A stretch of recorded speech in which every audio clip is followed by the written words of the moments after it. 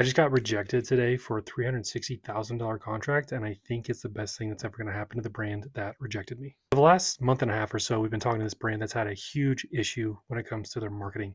And they've been looking around, talking to different agencies, different marketing partners, looking at potentially hiring in house.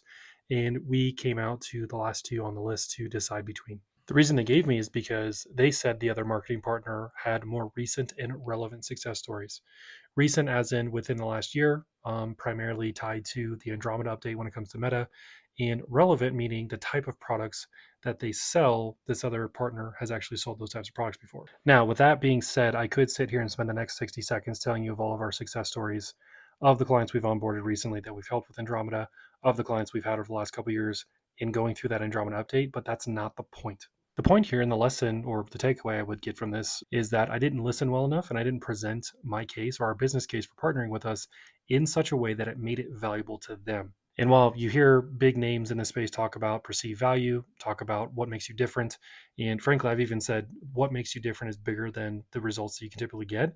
But in this case, with the sales process and the size of the brand, there was some CYA going on. And that means I need to sell to what makes the person buying this put into the best looking position possible so that when they take it to the founder, whether it succeeds or fails, their ass is covered. And whether you agree with that or not, or you think that's dumb or it's unfair or it's not, actually what happens, that's the reality of selling to eight-figure brands. And ultimately, at the end of the day, that's the lesson I'm taking away from this is listen better, dig into more of what does this mean for the person I'm talking to, which is the operator, in position and prep them so that when they make their case for me, when they go to the founder and say, hey, let's make a decision on this, I stand out as the one that's looking out for that person as well as helping the brand grow with their marketing.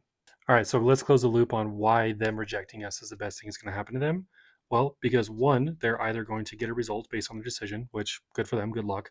But also, two, if they don't get a result, they know exactly where they're going to next.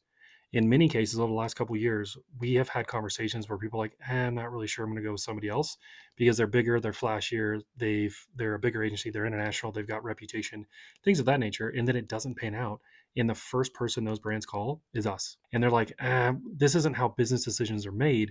We've got to make it based on what everybody else says a business decision needs to be made. So with that being said, that's the takeaway. I think it's going to be the best thing for this brand because it's a win-win. Either they don't get the result with this other one and they come back to us, or they get a result and they get to grow. At the end of the day, that's the end game.